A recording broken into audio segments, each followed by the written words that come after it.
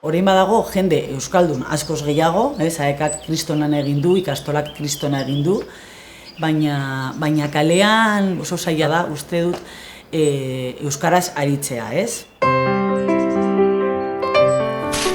Euskara jakiteak eman dit lehengo nire helburua zena, hitz egiteko gai izatea, hori lortu dut eta jendea ezagutzeko aukera ere, lagun onak egin ditut, oso esperientzia ona.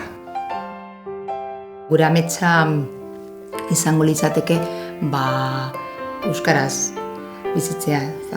Lengoena baldin bazen, hori ez, lortzea espazio bat zeinean euskara ikasi zezaketen, gaur egun hori ja badago, baina egia da behar dugula beste aurrera pausu bat eta bada garaia ez, beste motatako proiektuak edo dauden proiektuetan euskara integratzeko.